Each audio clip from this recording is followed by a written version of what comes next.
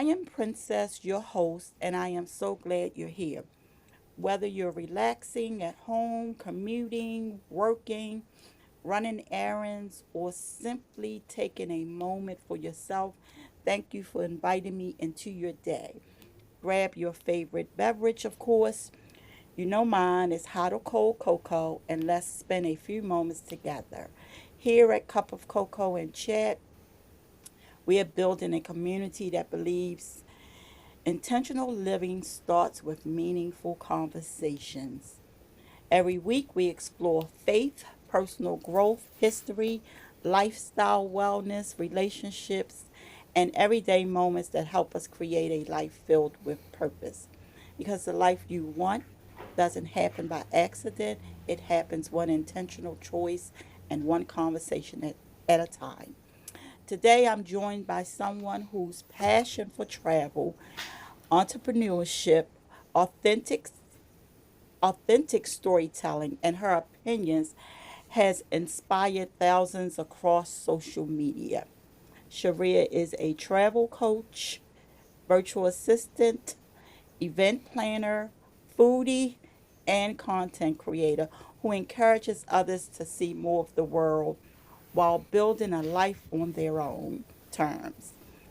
She reminds us that the world is much bigger than our own comfort zone.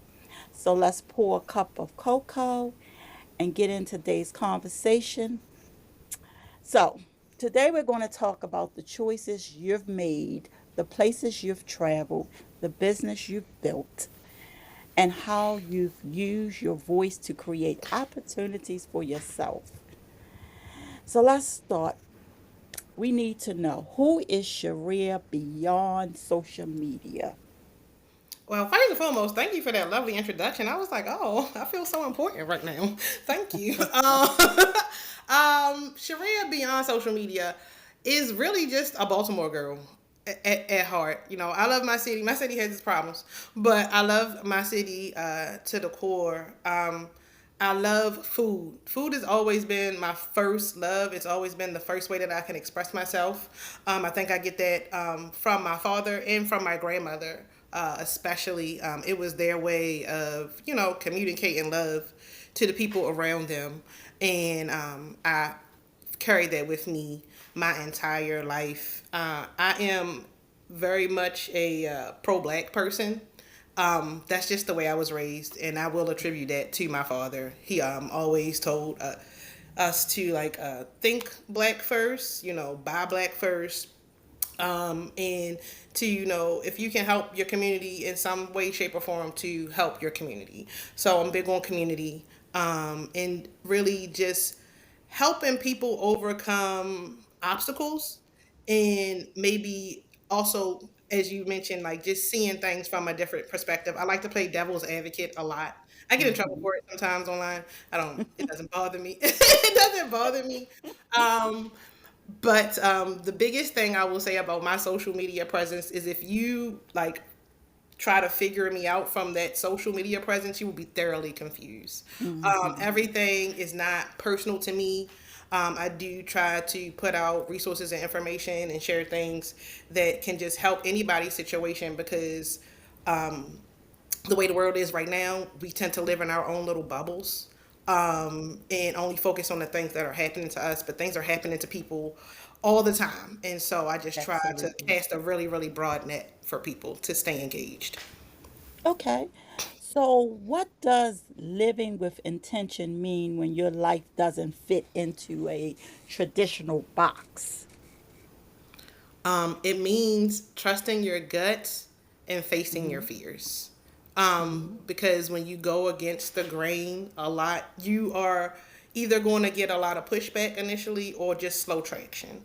I started doing events in 2010, because the Hmm. organization that I was working with was in a transition. The department that I worked within was phasing out because our job was done. And so that left me with a handsome severance and some time to think about what I wanted to do. And I was a stay at home mom for about 2.5 years. And when it came time for me to decide what I wanted to do, my son had got really comfortable with me being home. And Mm-hmm. I was like, well, I'm thinking about going back to work. What do you think about mommy going back to work? He was like, I like you being home. Like, do you Mm-hmm. have to go back to work? And that's kind of what sparked the entrepreneurial bit in it, because being a stay-at-home single mom is not really a common thing that happens, and so it forces you to think of other ways to make money, some really unpopular ways. The internet was new back then, and I Mm-hmm. had to figure out what was a scam and what was not a scam. So a lot of betting on yourself, Right. um, honestly, and finding those inspirational things, whether it be people or if you're a religion or just community, that Mm-hmm. keep you going and keep you motivated. Okay. So, the one thing that fascinated me about your journey is that you've embraced what's often called a modern nomad lifestyle. And I had to research that because I did not know what nomad meant. So I had to research it, and I found out that it's people who constantly travel or relocate for work or lifestyle preferences. Um, can you tell us how did this lifestyle begin for you? Sure. I've always had a very vivid imagination, and imagination is important for any Mm-hmm. dream. Action as well, not just the imagination, but the imagination will help you build up the courage to take action. And I've always wondered about the world and places. And so I had an opportunity because my son, my own child, went to the army, and it was during COVID. And so we were on Mm. lockdown, and I was sitting here standing at these four walls, and I realized that I was not even 40 yet, and I was like an empty nester. And it was like, well, what is happening? Mm-hmm. um, Mm-hmm. so I said, what have you always wanted to do? You have this time, you have this opportunity. I had luckily started doing virtual assistant work in 2016, so I was a little bit ahead of the curve. So when everyone was looking for virtual workers, I was available and ready and already trained to do the work. So opportunity, it meets preparation type of Mm-hmm. situation. And I just woke up one day. I was also going through like some personal discovery journeys about friends and family and the type of person I wanted to be and the type of life I wanted to live. And I decided that I was going to bet on me and choose me over everybody Mm-hmm. else for the first time in my entire life. Mm-hmm. And I left. I planned it out. I didn't do a lot of planning, maybe 6 months in advance. A friend of mine had already had a group trip planned to go to the Dominican Republic. And I said, bet, I'm going to go with y'all, and then I'm not going to come back. And Oh that was just how wow. it happened. And that was just how it happened. Yeah. So the DR was your first solo trip? Well, no, you No, went with friends. Okay. Okay. actually, my first solo trip outside of the state of Maryland was New Orleans. Um, Okay. was New Orleans. I went for no reason, and then I found out that it was French Quarter Festival. And I had the Mm-hmm. best time of my life. I didn't have to coordinate schedules with anyone. I didn't have to make sure that anybody was into the same things that I was into. I could get Mm-hmm. up and go when I wanted to. Like, there was no accommodating anybody but me.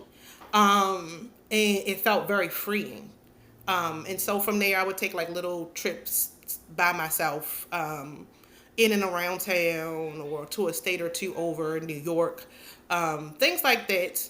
So I got really comfortable being by myself, meeting people, and trying new things.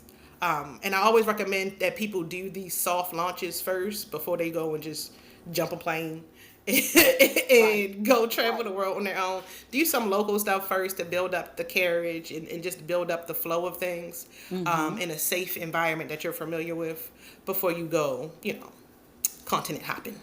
Okay.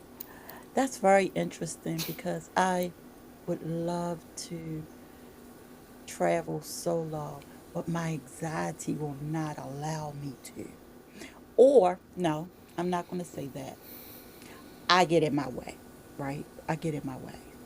but I would love to do that. You have inspired me because I love. Was it last year or was it the year prior?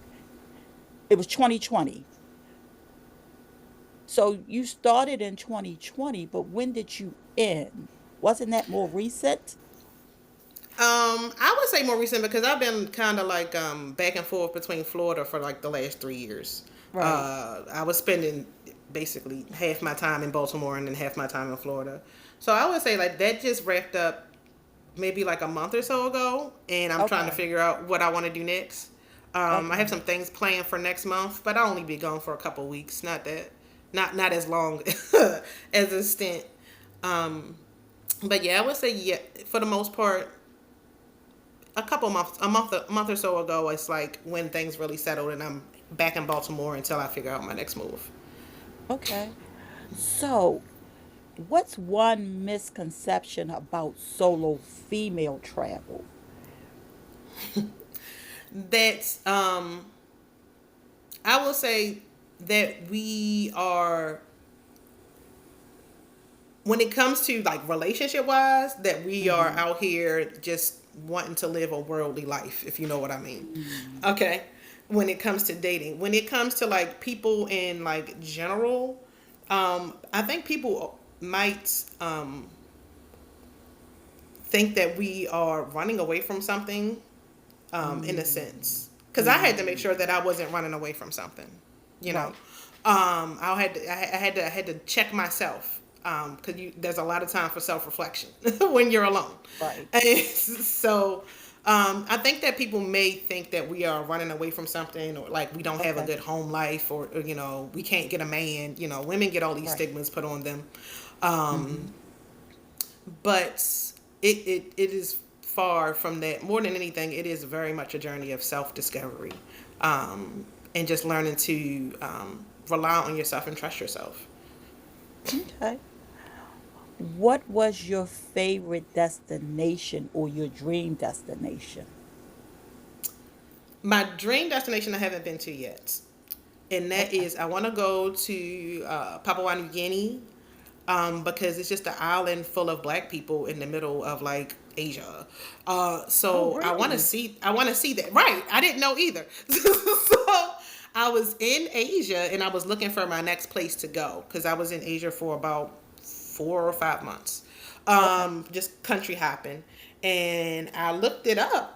And when I saw the president, I was like, wait a minute, this is black man. And then when I looked at like pictures of the locals and everything, I'm like, these are black people. Just over here in this little island. Off of Asia, off the coast.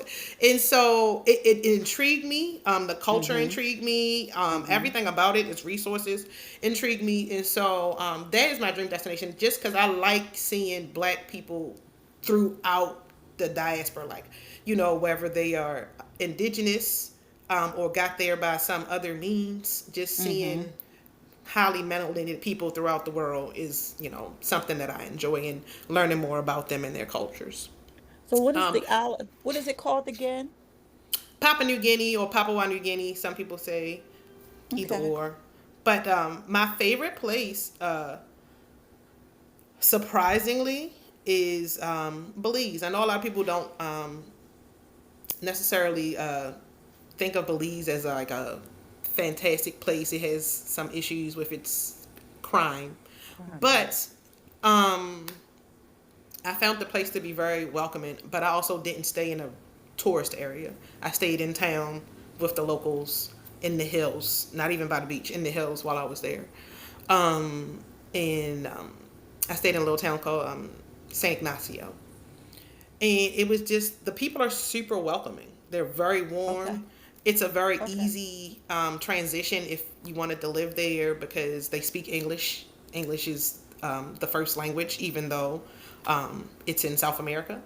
Um, but it is a very inviting place. It is a Mm-hmm. beautiful place. This You have to be careful, like how you have to be careful when you travel anywhere else in the world, Everywhere. Right. everywhere in the world. But I would say like Right. that is a place that I can see myself living. But so that would be my favorite. Okay. So, what was your biggest lesson travel has taught you? My biggest lesson that travel has taught me is that I can do anything as long as I'm Mm. focused and keep, Mhm. and keep at it. Mhm. I can Mhm. really achieve anything. As long as, like I said, I believe in myself, I can do it. If I can imagine it, I can do it. I had Singapore for was a long time, dream destination for me, and I got to achieve that. Because for me, Singapore is like the future. I'm really big into like sci-fi and things like that. So like a lot of the Okay. shows that I was watching was shot in Singapore for the architecture, and so I'd always dreamed of going there and just seeing all of the things. And I did. I went. I stayed for a month. I had an amazing time, and then I went to my next destination. But just having that faith and belief that you can do it and achieving it makes you really know that you can do anything. How easy was it for you to transition to the destination? Like stay in one place for a month. How did you decide to transition, and what what gave you the idea of, like, how did you come up with the idea of where you needed to go next? Okay. So in the beginning, it was very rudimentary. It Okay. was pull up a Google map. Ooh, what part of the world looks interesting that has either a nice beach or gorgeous mountains or just someplace that I'm interested in, and Mhm. see how much the flight costs to get there. That was the Okay. beginning. So I did that for most of South America when I was traveling through South America, in Mhm. Central America. But then it got a little bit more fine tuned where, what is the cheapest day to fly?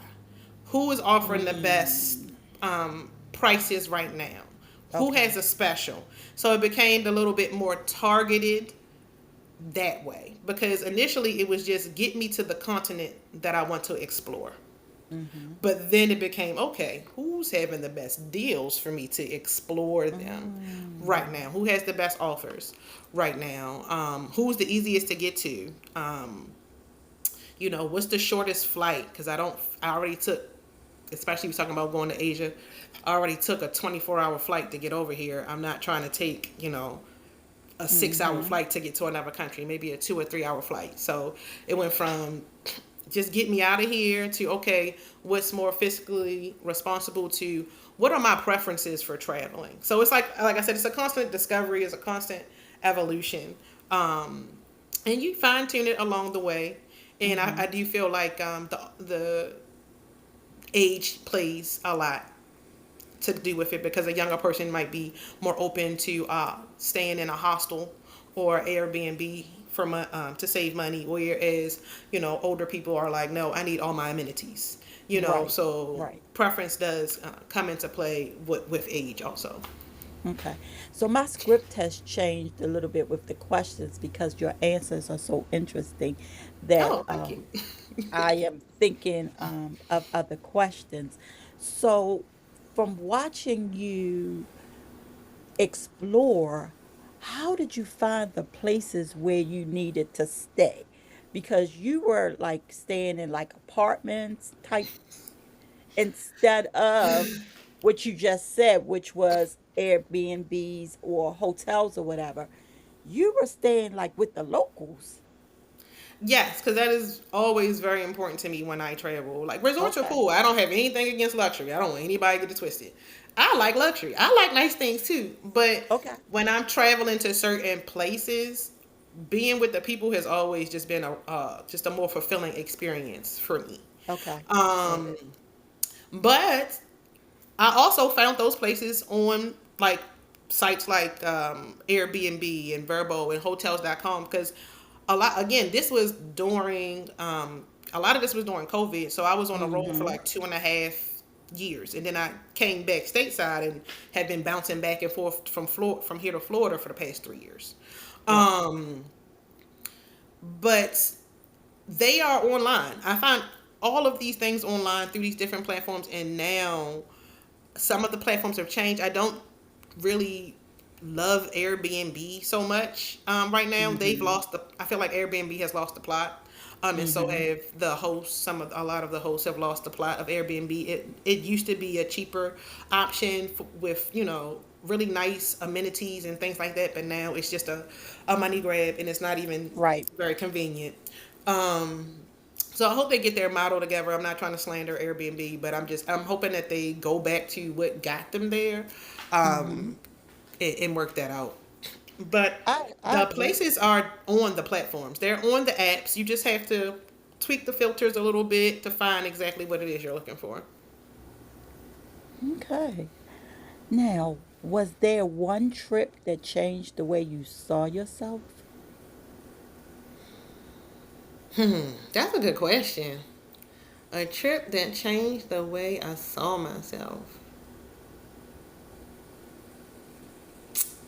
Oh, I think it would have to be Costa Rica. It, Mm-hmm. it will have to be Costa Rica. Um, I stayed in Costa Rica for 3 months, and I Okay. traveled, you know, all through, from the major city to the coast. I Okay. was all up and through Costa Rica, but the thing that changed me the most about Costa Rica gave me confidence because when I Mm. first got there, um, people kept staring at me. And when you're from Baltimore, you're like, what are you looking at? Why are you staring at me? Like, you got a problem, bro? Like, what is going on? I don't even Mm-hmm. speak Spanish, but I'm like, what are y'all looking at? Mm-hmm. So, Mm-hmm. I did like a cultural tour. It's one of my favorite things to do, a walking tour. If you're in any city traveling, I always recommend Mm-hmm. some type of walking cultural tour. But and I was talking to the tour guide and I was telling him about my experiences, and I learned two very important things. One, if you're in Costa Rica, McDonald's has the best fried chicken. This is not a myth, Oh, it's true. wow. McDonald's has the best fried chicken in Costa Rica. I thought the man was lying. I went to McDonald's, he was not lying. And that like melanated people, Mm-hmm. highly melanated people are considered some of the most beautiful people in Costa Rica because they are Ah. so close to the complexion of the Uh, indigenous it, and original it, people. exactly. And Oh, that makes so sense. when people were staring at me then, I'm like, oh, I'm Beyonce. Okay? Like I'm Sasha Fierce out here. I'm fly. Okay?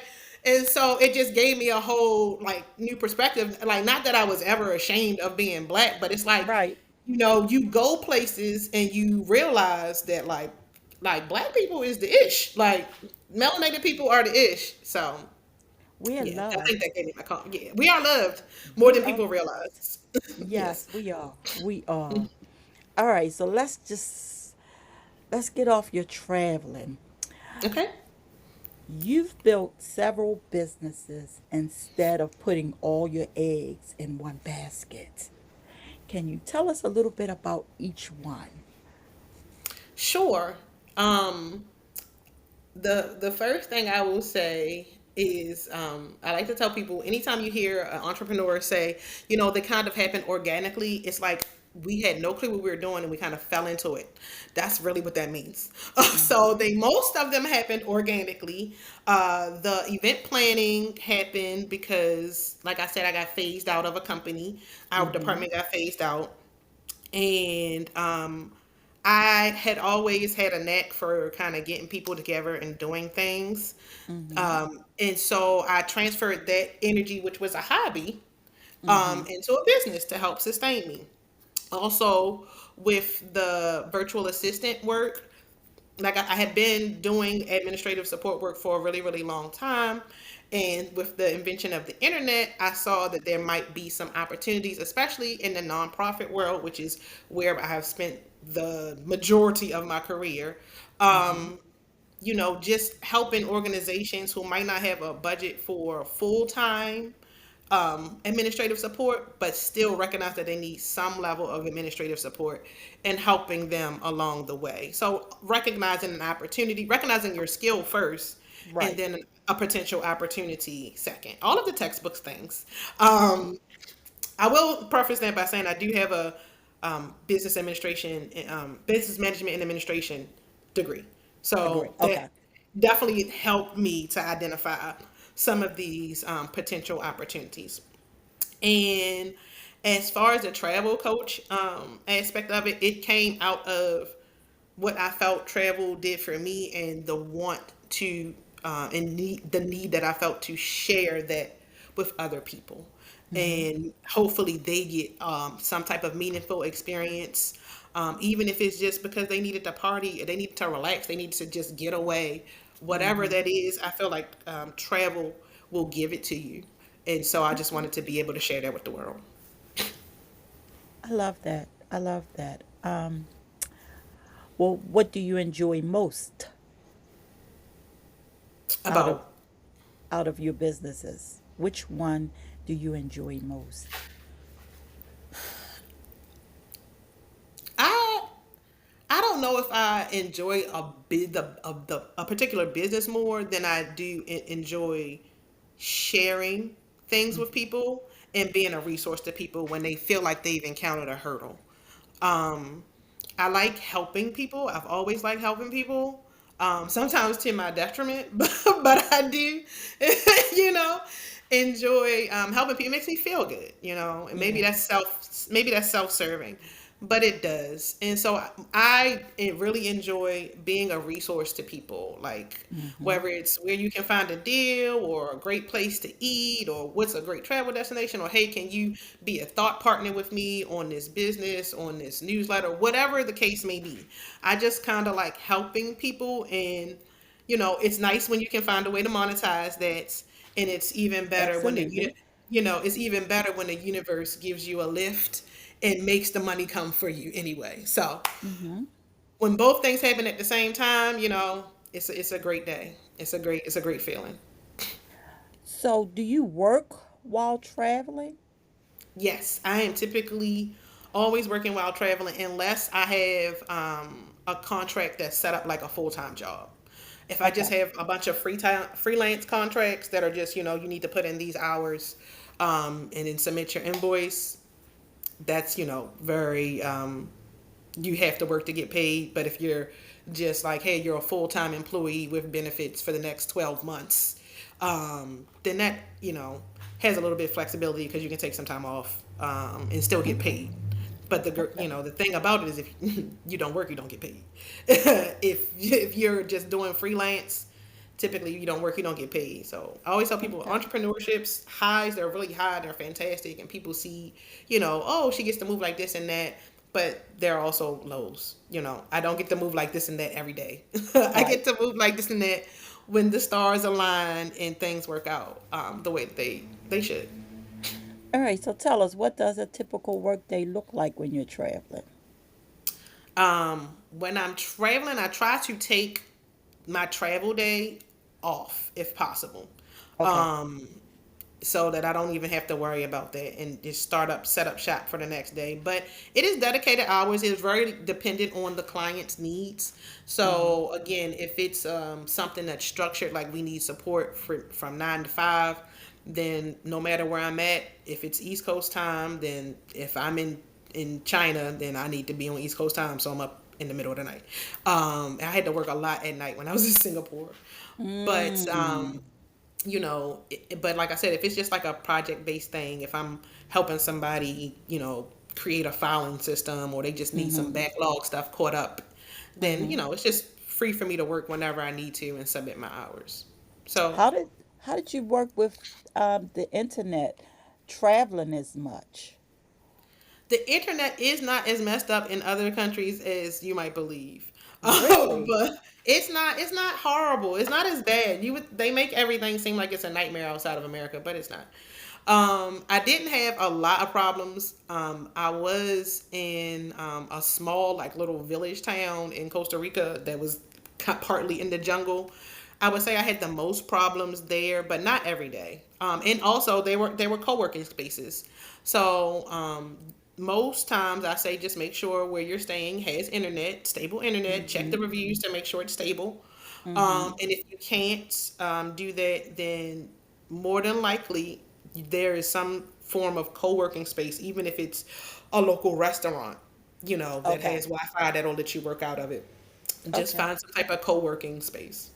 Okay. Similar to like here, we can go Yeah. into any Starbucks or any cafe or whatever that has free internet. Okay. Yep. Hmm. Very interesting. You are much more interesting than even thought about. Um, because a lot of the questions that I have, you're answering them before I even get to it. And so I love that. Like, it's like you already have that notion of where we're going. And I love that. I love that. Now, let's move into social media because you've built an incredible following. And I'm so proud of It's you. I'm thank so you. proud of you. So, what has helped you grow your audience? Okay. So this is going to sound really strange, but I was anti social media for a very, very, very long time. Can't tell. And I right, exactly. And I only had Facebook, and I didn't really care about Mm-hmm. it that much. I could never get into Twitter. It made my head hurt. And when I decided to go traveling, my sister-in-law and my middle sister um, said that I had to video it. You have to put it online. Like, people want to Mm-hmm. see that. You might go viral. And I was like, well, Mm-hmm. maybe I'll do it and it'll just be like some video diary stuff. So they made me sign up for TikTok. Okay. Um, I had already had Instagram, which I didn't really post a whole lot on. I had already Mm-hmm. had Facebook, and I had YouTube, but I didn't do much on it. I still have Mm-hmm. it. I need to be better about it. I'm going to be better about it very soon. Um, and I just started doing the TikToks, and really the TikToks helped me, like especially in the beginning. It gave me somebody to talk to, even though I didn't have anybody like talking necessarily back to me in the Back moment, right. but it just gave me like a place to just say things and Mm-hmm. not care and not worry if they were perfect. And people started engaging and people started following me Mm-hmm. and asking me questions and sending me like funny direct messages. And Mm-hmm. I started building community, and it was just like, oh wow, like maybe I do have something interesting to say. Mm-hmm. Maybe people are interested in what's going on with me. Mm-hmm. And so then I started feeling obligated, like, oh no, people want to see what I'm doing. I need to show them what I'm doing. Exactly. And it kept kind of rolling along from there. I did take like a long break though, because I realized um, like when I got back to the States, I think I took like maybe 8 months off from like really posting regularly and just was watching stuff and engaging with other people in their comments, like my followers, because it does get exhausting um, Yeah, it recording does. everything. It It, does. it, and you still want to experience things in real time, and I still wanted to experience things in real time, and so I took a little break and I really thought about it, and what I wanted to share with people beyond travel was just being a regular person. You know, Mm-hmm. having regular thoughts, going through regular things. This is pissing me off. I know I'm not Mm-hmm. politically correct, but I'm a regular, everyday, ordinary person living my regular life. And when I'm out and about, I'm gonna take y'all with me so y'all can see some regular, Mm-hmm. everyday people to do, because life is not always a hip hop video. Life Mm-hmm. is, not always we got to do it big or not at all. And that's why I say I just want to make travel realistic again. Um, Mm-hmm. you don't necessarily like people think travel has to be this grandiose thing. I got to go on a cruise, or I have to Mm-hmm. go out of town. You can just go to a different part of town you ain't never been to. It might be an hour away from your home. You've traveled someplace. And so having that like that shift change in perception, that initial shift will help open you up to just much bigger things and stop you from feeling isolated and bored, and like you have nothing to do. Right. There's Mm-hmm. always an adventure, like as long as you got the right attitude, like every day can be an adventure. Exactly. So um I think that's key. Well, my next question was what type of content performs best, and you explained that like beautifully. Like I said, you because I changed some of the questions that I originally sent you because I was like, I'm asking the same thing. I just want to get her answer and let it move organically, and it has, and I appreciate that. Um, I know a lot of creators listening are struggling with consistency. What helped you stay consistent when nobody was watching? I decided not to care. When Mm, they say, when you hear the big creators say, just post the just post the content. It just doesn't post it. matter. Just I, post you've it. seen some of the things I post. Some of the things I post just seem random and unhinged, and they are. But that's what's on my Hmm. mind at the moment, and Right. so that's what you're going to get. Just stop Exactly. caring.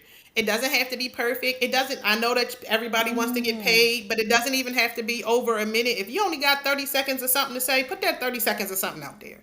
mm-hmm, But stop looking for perfection. People love imperfection. People, when people see imperfection, it reminds them of themselves. It mm-hmm, makes you like more human, more identifiable to people. mm-hmm. Just say whatever, even if you're like, hey y'all, I'm in the dollar store, and did y'all know they was selling such and such and such and such? It doesn't matter, because it'll Exactly. just it just creates the habit. You know what I'm saying? It just Exactly. creates the habit, and that's really all you're looking for, is to just build that habit. And some days you'll have, really meaningful content, and some days you'll have just trivial whatever content, and then Mm-hmm. you mix in, the branded stuff or the monetized stuff in between. Because also, I never want to create a space where people feel like I'm always trying to sell them something. I, Right. Yeah. I hate being in those spaces, so I don't want to make my space feel like that for anybody. If there's something here for you, stay. Hopefully, there'll be Mm-hmm. more things here for you to see. Mm-hmm. So, with that being said, what would you say is your niche? If you had to define your niche, what would be your niche? I would say that my niche, and I've done a lot, spent a lot of time thinking about this actually, because I was like, what is my niche? I had to ask myself a Mm-hmm. thousand times, and I've come up with travel and lifestyle. I am a travel and lifestyle person. I see that. I see that. Because not only is your content travel, but it is lifestyle. And I like, well, I enjoy your content because we had the conversation one time before about your content. And every time I get to comment, I leave a comment. I try to share. Um, my motto is to heart, comment, share. Heart, comment, share. And I try to do that as much as possible. So Yeah, I appreciate all your support. I see you. I see. I be seeing you in I the love it. activities. I love it. So let's get into something that I enjoy. Look, as far as your content, you openly discuss social justice, black culture, and trending topics. Was there ever a moment when you realized your voice carried more influence than you expected? Yes, when all of y'all started telling me, because I was like, to me, I'm just saying things in my mind that just make sense. Like, why is this like? Why are we accepting Mm-hmm. this? This is not okay. But again, Mm-hmm. that just goes back to the things that were instilled in me when I was young, and I had to pause one day and realize.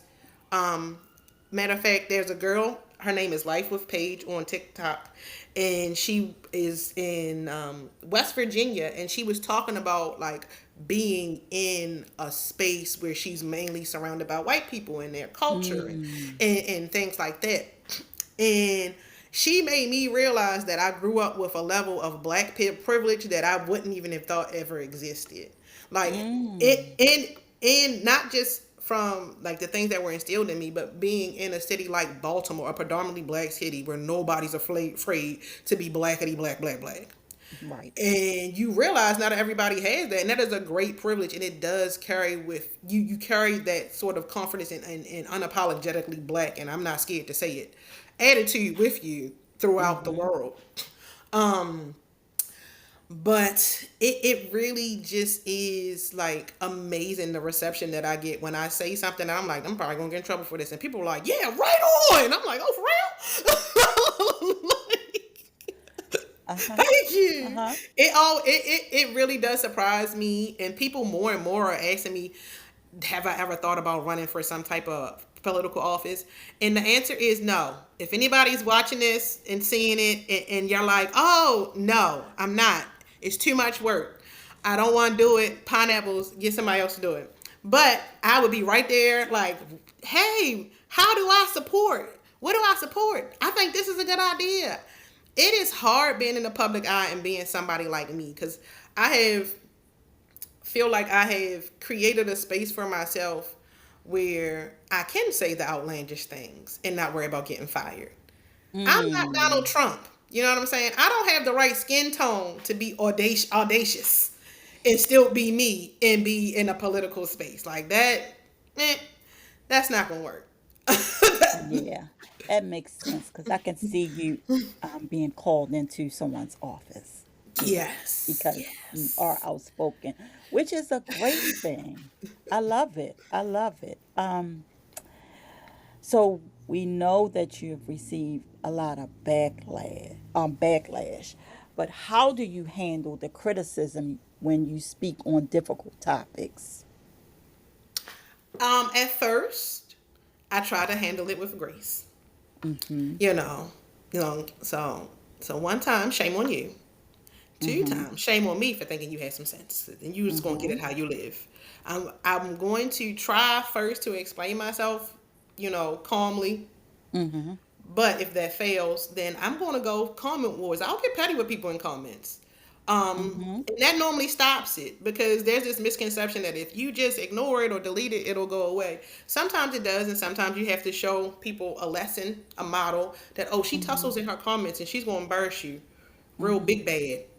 Mm-hmm. So, Mm-hmm. I feel like it depends on the situation. If I just feel like somebody is curious, but since it's words on the screen, I'm putting my own tonality into it and my own Mm-hmm. inflections into it. I take pause and just try to explain it out. But if I know someone is being a jerk, Mm-hmm. I'm going to be a jerk. I'm down Mm-hmm. with the petty. I'm very much down Mm-hmm. with the petty. I've seen it. I've seen it. I see it. And I'm over here like screaming at my computer, like, that's right. Get him, get him, get him. But that brings me to reading your comments. When I'm reading your comments, I'm like, oh my God, should I say something? And then I'll be like, oh, she got it. She got it. Because a lot of times I want to chime in, but then I was like, no, I'm not going to chime in because you have it. I don't have to chime in. So, and I love that. So I'll be right. I'm on the comments as well. It's just viewing your content. I'm also looking at the comments. So, how do you decide when to speak and when to stay silent? Or is there ever a time when Oh, you're there's silent? definitely a time. There are times when I'm silent. I don't like to speak on like situations like Nolan Wells or anything until Yeah, like a certain point. right. And that's after I've seen a million people say all of the things, and I'm just Mm-hmm. like, none of this is what I'm feeling, and then I'll say something, Mm-hmm. and find out that other people are saying the same thing. I didn't say anything about the Carmelo Anthony situation until it was completely over, and I only Mm-hmm. made like one or two posts about it. I knew Mm-hmm. that situation was not going to play out well Well, for yeah. anybody. And so Mm-hmm. I just let the internet be the internet, and it's still not over. So we'll see what happens with that. I don't speak out um, on a lot of the quote unquote unsolved murders of black people, Mm-hmm. other than like a general summary. And it's not for a lack of caring, but it's for a lack of, it's so many now that So it's exhausting. yes, Like it's it's exhausting. exhausting. And so like I'll just do a general summary of like what is happening with black people in the world type of thing that is sparked Hmm. from, a certain issue. So, because I feel like if you speak on everything, unless that's your niche, like if unless that's your niche, if Hmm. you speak on every single solitary thing, it becomes a bit depressing. Yeah. Uh, it becomes a bit depressing. It becomes a bit disheartening. It becomes a bit sad. And I feel like there are people who already report the news enough, who Hmm. are deep enough into, making sure that black news get out there, that I don't need to be a part of that space other than maybe a little 2 cent summary at the end, or if something is just really just out of control, Hmm. that everybody needs to be speaking up on. Not everybody needs not to be quiet about. Then yeah, I'll throw my hat in the mix. I do appreciate when you do the sound bites or the pieces where it's like, all right, let's wrap this thing up, or enough is enough. Like, I really appreciate that because sometimes they take things too far. They take, I do think they take things too far. Even with the Nolan Wells, I didn't like how like 2 seconds after the police found the body, like everybody's like, they found the body, they found the They body. found It the hasn't body. been Yeah. identified. It hasn't been Yeah. identified, but they found the body. I'm like, y'all need to chill. Right. Everybody need to chill. Until they Right. identify a body, I need everybody to shut up, because everybody's trying to be the first to news. They're like, oh, I'm just trying to share it, uh, but we gonna get the message. Everybody don't need E- to share it. It's fine. It's exactly. fine. Everybody trying to get on it because here's my thing. I like good content, but everything doesn't have to be viral, right? Exactly. um Put out that content because 9 times out of 10 there's one or two or more people that will resonate with whatever you post. Like Right. everything doesn't have to be viral and everybody don't have to jump on bandwagons. Like that is Yes. something that I disagree with totally. Yes. Because are But you a creator or are you an imitator? Which one are you? exactly. Like yeah. Didn't I just hear that? And when it's constantly on your timeline, that's when you have to like take a break. Like, Yeah. okay, yeah, because I'm all over TikTok. I'm everywhere. I'm in so many different talks. They listen. It's They say you never know where your next scroll gonna land you, and that oh is my that god, is so true when it comes to TikTok. so true. All right, so foodie, something I enjoy as well. You're always finding amazing restaurants. How did that become part of your brand?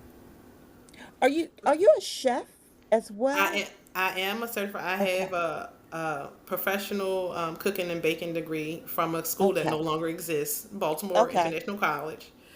Oh, okay. Yeah, yeah. So yes, I went to culinary school before I went to just regular old college, and I just have always loved food. Like Mhm. my father was not a small gentleman, and he liked to cook. And my grandma was from Sumter, South Carolina, and she could cook. And they sent me down to South Carolina for summers. Is why I pronounce the T in Baltimore sometimes, and people think I'm not from here. Um, and I'm used to like country food, hearty Mhm. food, home cooked food. I just have always loved food. And when I was Mhm. little, I fell in love with cooking shows.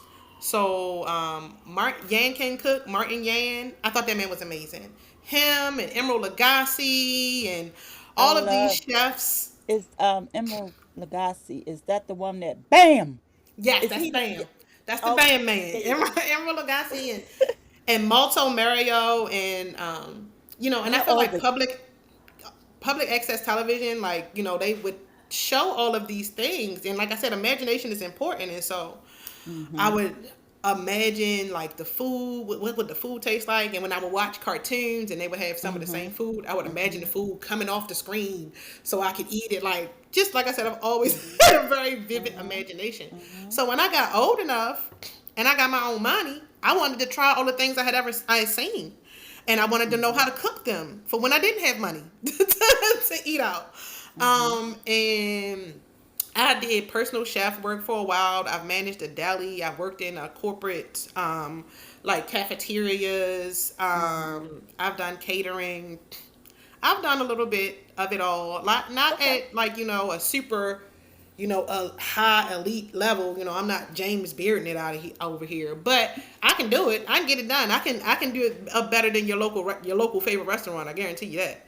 So, it's just one of those things. And like I said, food is like a universal language, like math. You can bond with Mm-hmm. anybody in any country over a good meal. It doesn't matter what's Over a happening. good meal. Absolutely. Yeah. What's one hidden gem everyone should visit here in Baltimore or out of the country?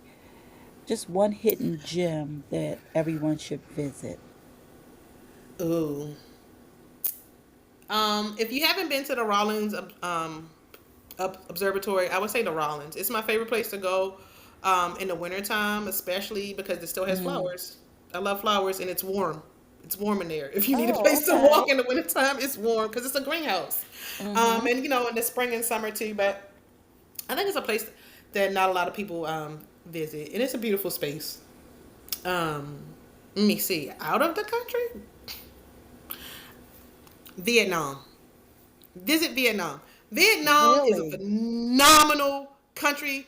They have such just beautiful. I love it there, and everything is so affordable. Um, their attractions are like top notch. I went to this theme park while I was there. It was unlike any theme park I had ever seen. It was amazing. Um, but yeah, I would say Vietnam is a place that I think is super underrated that Mm-hmm. people should visit because it's awesome over there. Is The that beach is where awesome. is that where pho is that where pho Yes. was okay. And Okay. I was eating it every day. That and Really? any type of lychee drink that they can make me, mainly lychee and whiskey and passion fruit. I was, You like you like your spirits too, I I see. do. Yeah. Food and beverage, yes. Yeah, I ain't mad with you at all. What's the strangest thing you've eaten? Okay. I'm gonna probably say scorpion. Scorpion. What? Scorpion. Yeah. I'm gonna say scorpion. I've had some other thing like I've had guinea pig, but it wasn't super weird. It was a little strange, but not crazy weird. I've had beef hearts, but you can buy them in the grocery market now. So and I've had all Mm, types of bugs because in Mexico they down for the bugs yeah. in Mexico. Yeah. But the scorpion I think was the strangest. It was a little hard. I felt like it scraped, like it punctured my my cheek a little bit when I did it. It was different. I wouldn't recommend it to anybody at all. Crunchy? Very crunchy, too Mm. crunchy.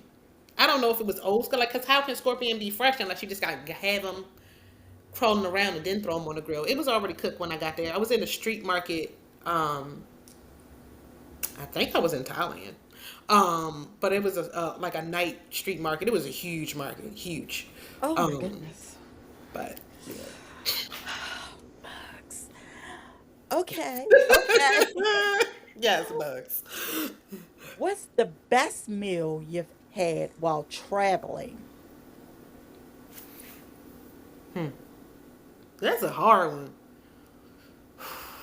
Mm. Can I can't say meal. Maybe who had the best food? A meal?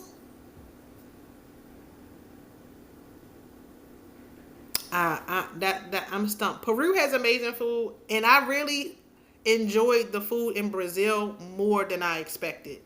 I didn't realize I was going to love it that much. They cook with soul in Brazil, but they got all them black people down there. They Mm-hmm. cook with soul Mm-hmm. in Brazil, so I'm going to Mm-hmm. give Brazil the win because I was also able to get amazing sushi in Brazil, like top tier, straight out the water sushi. It was Mm-hmm. amazing. So I'm gonna go with Brazil for food. Brazil's gonna win it for me. Okay. If someone came to your hometown for one day, where are you taking them? See, that's hard because what are they into? But Um, if they came here for one day, Well, they said um, take me to your favorite wherever you think would be enjoyable, where the food, the drinks, the everything is top tier. ooh, okay. Oh, I got a couple places, but okay. um, we're gonna keep it black on, and I'm gonna take them to the Urban Oyster because I just went there and it was amazing. Everything I had was amazing. The drinks were amazing, and they Yeah, black I on. seen that. Did you do a video on that? I did. Now I don't eat oysters. Oh, they got all types of food. Okay, okay, They got all types of okay. food. My homegirl, she got lamb chops, so they got all types of food. I'm not a lamb. I'm very finicky. I'm not a lamb chop girl either. It's too gamey for me. Okay, but they got all types of. You need to check out the menu. It's not just oysters. I promise you. Okay. All right. You mentioned black owned. Why is it why is supporting black owned businesses important to you? Mainly because I'm black. um, but also because like why not? There's like especially in a town like Baltimore, and you Mhm. have these restaurant groups. Why not Mhm. make Mhm. sure that the black owned businesses get some shine, especially the mom and pops? You know, Atlas Group owns everything. I'm not a fan of Atlas Group. I'm willing to say that publicly. Boo, tomato, tomato. Um, but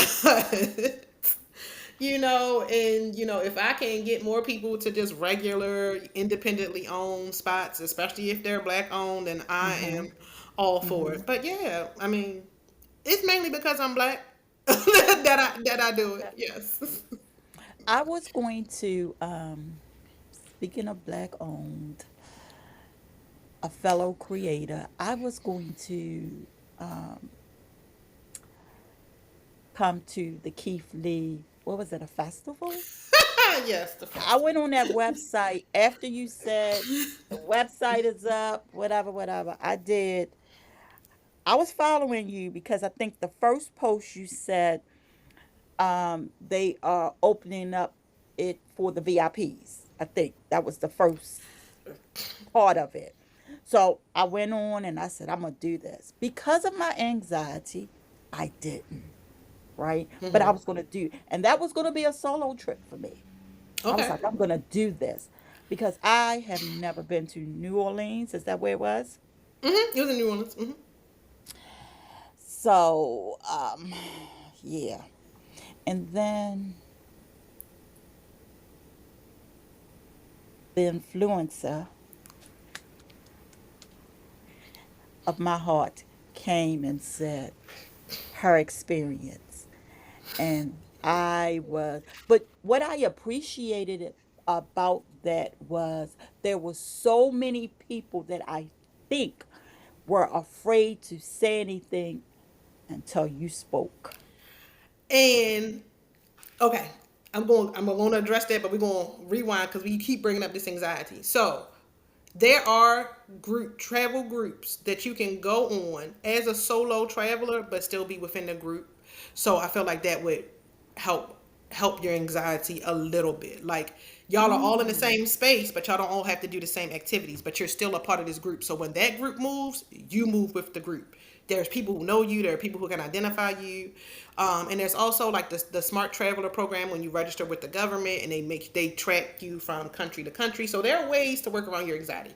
We're gonna talk more about Okay. that. We're gonna talk more Okay. about that, even if we need to talk about that offline. Um, so yes, and here's the thing with the whole Keithley post.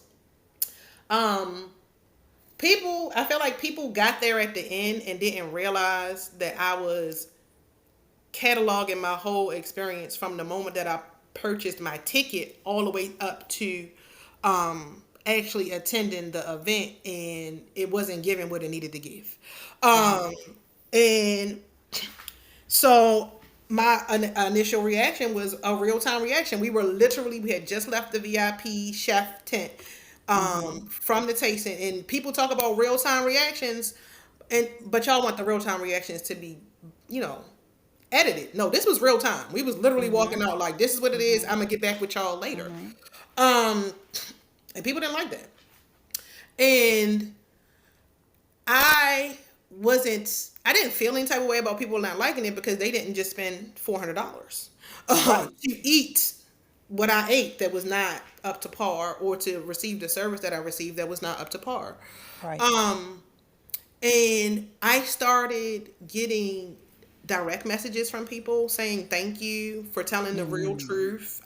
People started who had experienced something similar started Mhm. coming underneath of there and saying like, yeah, no, that's what happened to me. That's what happened to my mom. That's what happened to these people. And it just, it didn't like boost my confidence, but it made me happy that I could do that for people. You know what I'm saying? Mhm. Like people who weren't ready to receive the backlash from Mhm. literally thousands of people the same Mhm. way Mhm. that I was Mhm. ready for them. I was ready for them because I had Mhm. already seen how people who had spent their hard-earned money to support this black man were getting treated and berated by his fans. And like I said, Mhm. I ain't got no beef with Keith Lee personally. Right. I don't have no beef with what he's trying to do and expand his brand. But I did have an issue with the service level and what was received Mhm. at the price, what was not received as it was outlined and what we had paid for. Like there Mhm. were real issues. And it took him a little while. Mhm. My patience is some type of way. It took him a little Mhm. while to get around to telling his stands that they needed to chill. And I did appreciate that he finally got around to it. But for me, I was like, I'm over all of it. I don't want nothing to do with him because I don't want nothing to do with his fans. And so I wish, of course, he's doing wonderful things. He doesn't need me to have anything to do with it. But if those type of people are going to come for me anytime that I have something that is not, Keith Lee is sparkles and rainbows, then I don't want no part of it. I'm not a Right. Beyonce fan for the exact same reason because her fans are crazy. I don't Mhm. like I don't like psychos too Mhm. close to be too Mhm. close to me, and so I'd rather Mhm. just step back from all of it. But Mhm. I ain't got no beef with Keith Lee. I have a beef with the experience that I received because it was not what it was supposed to be. It was not what I paid for. And if I paid my $400, I'm going to say it however way I want to say it, and that's just that. That's because it was your experience. I did watch the show that what it was on Tubi, I think. I didn't know Um, you.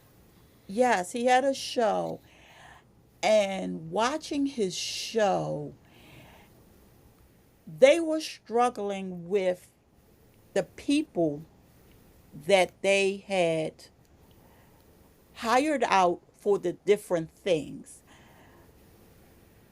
There was no communication. There was no communication. And I think that was his downfall. Um, so watching his show, and I can't remember what it was called, but it was around the planning of the festival. And And yes, and yes, and it's yes. on So, Tubi. So I better understood like why a lot of things went the way they were going because of him filming on the back scenes of everything that was going on. There was no communication. Sometimes they didn't even know what was going on. Not to take away from your experience, but listening to your experience and then watching that show afterwards. I don't know what made me watch it. I got a better understanding of where his downfalls were, and and, and to add to your point, yes to all of that, because in addition to people, thanking me, there were actual like people who were working the event started inboxing me and giving me the behind the scenes. And I'm like I said, mm, I'm not never going to say what it was, but like they mhm, started giving me the details. I'm talking about from the people at the front gate taking the tickets to mhm, the sheriff when I was walking out of the venue, and then mhm, the inboxes started coming, and it was basically all of the things that you just mentioned. That's what those people were telling me. Like it was poorly organized, which I knew was mhm. poorly organized because I if You during my experienced it. journal Not just that, but during my journey, I made several videos. Like, I don't know what's going on with your organization, but somebody needs to be doing this, and this, Mr. Mhm. Lee. Like, this is not working out the way you Mhm. want to, Mr. Lee. Maybe you should look into this. Y'all need more Mhm. communication. Those videos are on my time, or on my page. If people Mhm. ever want to look them up. So no, I knew as an event planner, I knew. Now I Mhm. haven't put on an event for 20,000 people, but I'll put on an event for several hundred people that included like dignitaries, government officials, and all that jazz, and that comes with its own bag of tricks. So when it comes to events, the template is very simple. It doesn't matter if it's 50 people or 20,000 people. The template to run an event is very simple, and this is what I was trying to get people to understand. I understand that it's a lot of moving parts and all of these things, and this is first event, Mhm. but this isn't rocket science. This has been Mhm. done 1,000 times before. It required a little bit more hands on and care Mhm. Mhm. about how the event was being managed, not 3 days before, but a Mhm. month before, months before, a year before, Mhm. honestly, because it's an event that needs to be planned all year in Mhm. order for it to run smoothly. So hopefully the lesson was learned. Hopefully, I think it's going to Yeah. be in Chicago, or something like that, wherever it's going to be. And hopefully they have it better now. Like, honestly, the site should be open right now for people to buy tickets, if that's what it's going to be. But Yeah. mm, I imagine that he did take some of the criticism. Um, I don't know if he was scared to come out right away, or um, I don't know. Because also he had a lot of people in his ear, like I would people that imagine. probably wasn't built for a large event like that. So, but I hope he learned his lesson. So, Yeah, and I and also, and I'm not going to put this solely on him and his team. I feel like it is also a failure on Mission Ticket's fault. Like, the mhm. infrastructure was there. Whether he Mhm. had or his team had all the expertise in the world that they needed or not, the infrastructure was there. Those people put on large scale events all the time. It didn't have to be like Oh, this. right. They have the Right. blueprint and they choose not to follow it. But I've also heard that they continue to have problems with their events. So these are big organizations. These are multi-million-dollar ticketing organizations that host events all the time. It didn't have to go down like this. The infrastructure was Mhm. in place, but the care and the management was not in place. And I think that, and for people who paid for the VIP experience, it showed. For people who were general admission, you know they had a great time, and all in all, I had a great time. It was New Orleans.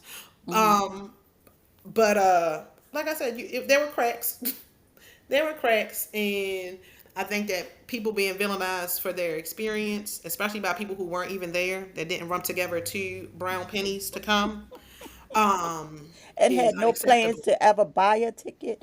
It's just Those are the people unacceptable. that have the opinions. Those are the people who have the most opinions. Mhm. So yeah. All right, so let's get to this quick sip, which is a rapid fire segment, just to cool it down a little bit. So, coffee, cocoa, or tea? Coco. My girl. Window or aisle seat? I'll see. Aisle seat? Hmm. But especially if I've been to the destination before, I don't need to see out the window. I can just sit now. I'd Uh, rather stretch my leg. oh, yeah, yeah, yeah, yeah, yeah. I get that, but I like to be kind of away from people, so I prefer the window. Mountains or beach? Surprisingly, mountains, even though I spend a lot of time at the beach. I love mountain views, and I love being able to see the stars from the top of a mountain. Mmm. Passport or road trip? Passport. I can only do road trips if they're under 4 hours. Mmm. Sunrise or sunset? Sunrise. Carry on or checked bag? Carry on for the win every time. Favorite city or state? State is It could be Maine. state. State is Maine. Maine? Yes, You I said love Maine. Maine? Yes. Really? Everybody's always surprised when I say it. I love it up there. Oh my God. It's so clean. It's so clean. The air smells better. The flowers look brighter. They have recreational marijuana. They have seafood. They have amazing seafood. They have vineyards and wine Mm, trails. They have okay. mountain. They have it all. I freaking Okay. love Maine. They have little beaches. I love it up there. I can see that. I can see that. Favorite country? Belize, Belize. Okay. One place everyone should visit. Vietnam. One word that describes your life.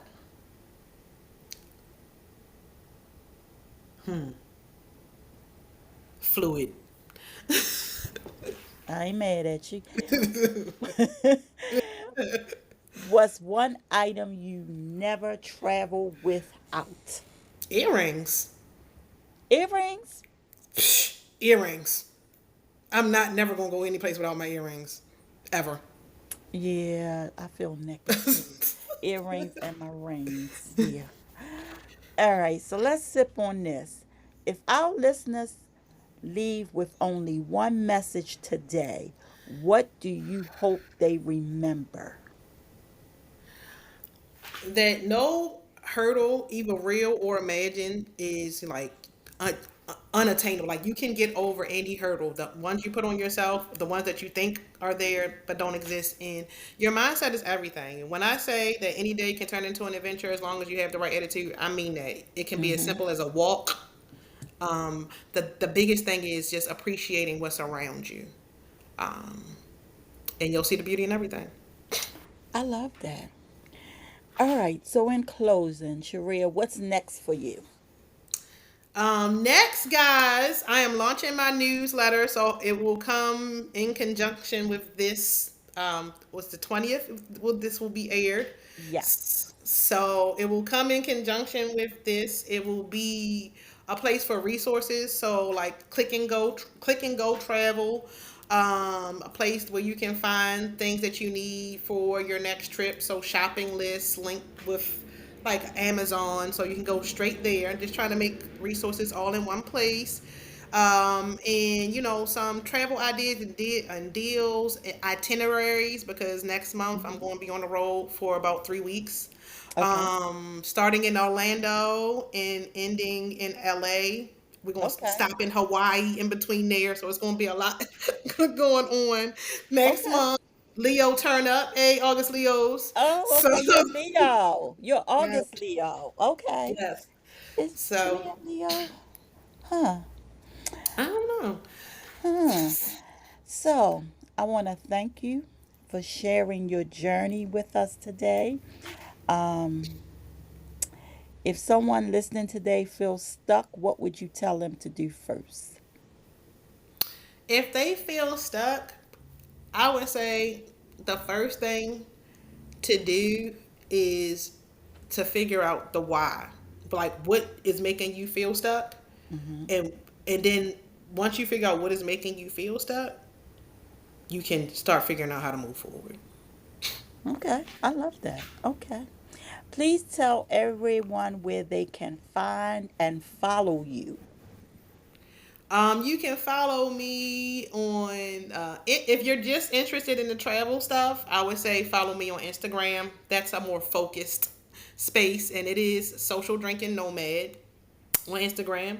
If you just want all of it, the good, the travel, the opinions, all of the things, that's TikTok. Still Social Drinking Nomad. And the newsletter, it's going to come to YouTube. Still Social Drinking Nomad. The newsletter will do the full review, and then it'll be broken down into chunks amongst the different platforms. So that's where you can find me. All right. And so we're about to close this conversation, but I want everyone to remember sometimes the biggest journey isn't across the world, it's deciding to believe there's more waiting for you. And I have to take that in heed myself. Um, I thank you for sharing this cocoa conversation with us today. Until next time, I am Princess, and this has been Cup of Cocoa and Chat. Peace, blessings. I love you, and I mean it. I